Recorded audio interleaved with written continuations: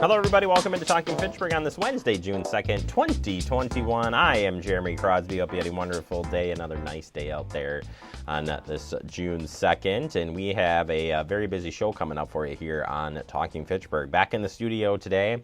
This is the last time we've done two shows in the studio back to back. Can't even remember, Andrew.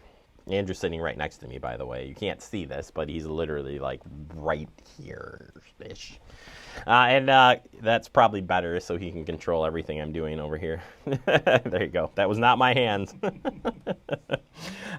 We've got, like I said, a busy show. We'll get you updated on the headlines here in just a moment, including some soccer highlights from last night's Light Memorial and Verona. We'll take you out to that one here in just a little bit. We're going to take you out to a ribbon cutting. Madison Reading Project had a ribbon cutting recently, and we didn't have a chance to bring that to you on the specific day, but we are going to take a look back at that one here on the show, plus take you out and to introduce you to a solar project being placed on a local church here in the city of Fitchburg. We'll have that story for you coming up as well. We're going all over the place today. I'm excited. Let's, what do you say, throw the jacket on, Andrew, and hit the road here? Actually, you probably don't want to throw on the jacket with this first story. Heat Awareness Day, and it's heating up. I mean, this is pretty timely, if you ask me. Today is Heat Awareness Day in Wisconsin. National Weather Service Milwaukee Sullivan wants to remind you, which is appropriate time to give you a warm-up expected into the weekend. This is like perfect timing, as I said. It's a great time to check in on our elderly loved ones and neighbors who may not have taken their storm windows down from the winter or haven't put in their window air conditioning units yet. The other side of the age bracket that are vulnerable are babies and little ones that are left in a car. Even with the windows cracked, it can still get hot enough in your car in 10 minutes for a child to have heat-related issues. Their bodies are less able to adapt to heat than adults, and unfortunately, get yourself in trouble big time. So please consider these things when you are going in the extreme heat. Drink plenty of water, check on your neighbors and friends, help remove storm windows, install air conditioning units, make sure they work. Check the back seat for babies every time you go out. 10 minutes is all it takes for a loved one to be passed away. Even when you think it's not so hot out, it heats up in the car really fast. And most susceptible to heat-related illnesses, elderly, infants, and young children. Watch for the children to get really red in the face. Maybe they're sweating, maybe they're not sweating. All signs of an issue going on there. People with disabilities who are on certain medications, those who work outdoors or in a hot setting, individuals who lack air conditioning or do not use existing AC.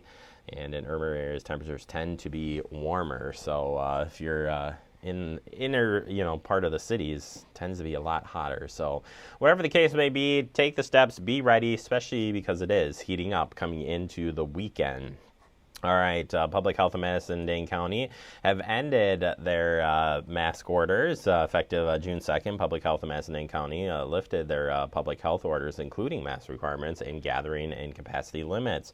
When the order expired on June 2nd, mask requirements will become recommendations, and individual businesses and organizations may choose to enforce their own policies. After June 2nd, Public Health of Madison-Dane County strongly recommends that school and youth settings continue to require masks indoor settings as outlined in the latest CDC guidelines. And we'll keep passing on health information, any changes that do come up right here on Talking Fitchburg.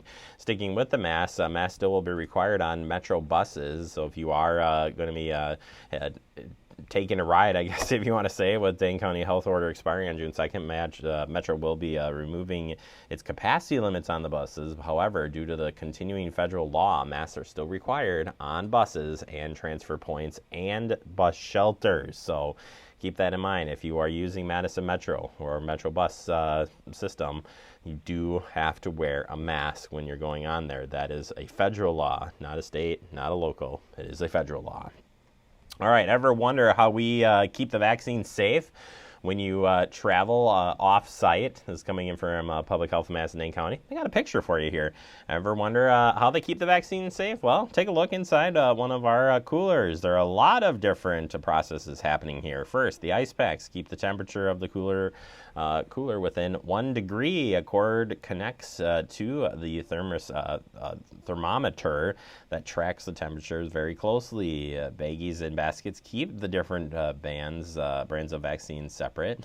That green paper is the document who prep the vaccine, the date, time, and drawn up, and a type of vaccine. Maintaining safety of all vaccine is our top priority. Ready to get your dose? Visit Alliant Energy or a pop-up clinic. All you got to do is go to publichealthmdc.com/vax, V-A-X, Andrew. All right, June 21st is, let me start that one again. June 2021 is Alzheimer's and Brain Awareness Month.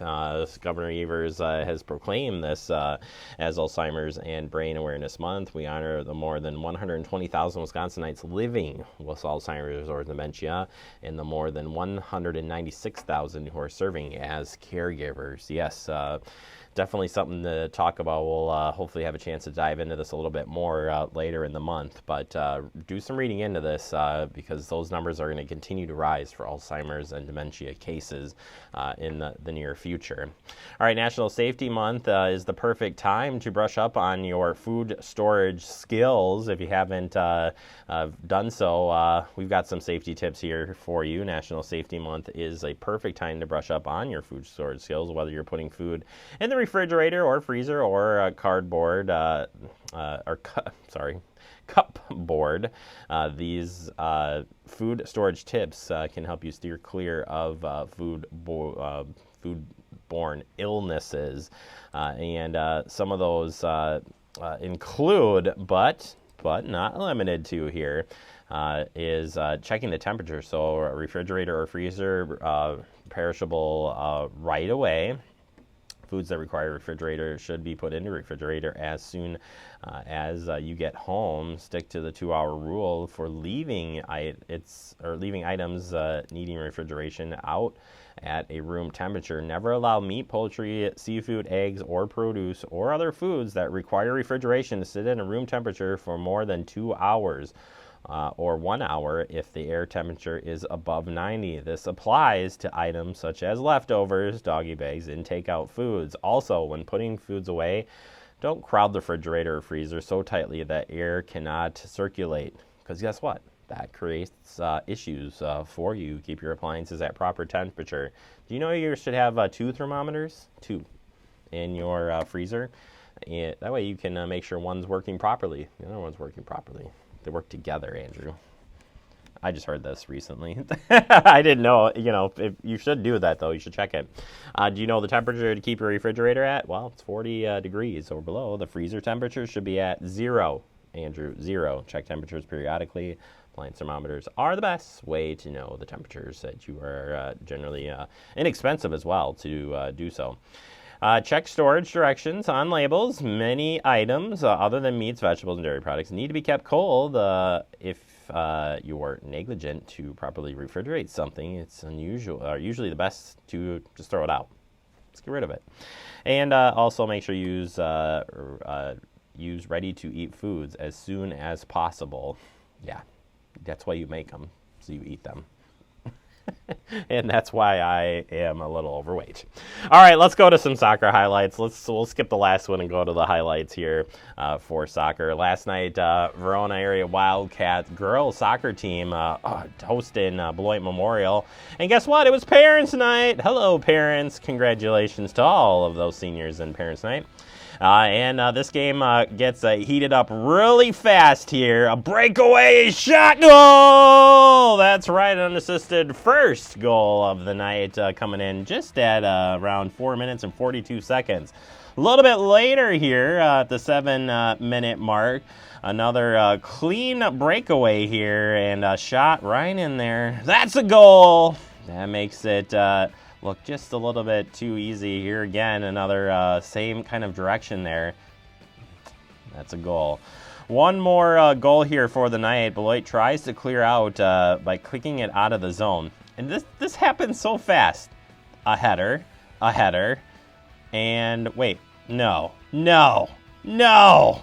Yes, goal. There is your final score, Wildcats 13, Purple Knights nothing. Not a bad one there. I mean, header to header, that's pretty darn cool if I have to say so myself. And it's been fun to be out there catching those games. You can watch all of those games that we've covered here, right here on the Comp channel. All right, we're going to take a quick break. Coming up next, we're opening up our digest. And we're going to be taking you out to the Madison Reading Project. Just had a ribbon cutting right here in the city of Fitchburg. We'll take you out to their new location next right here on Talking Fitchburg.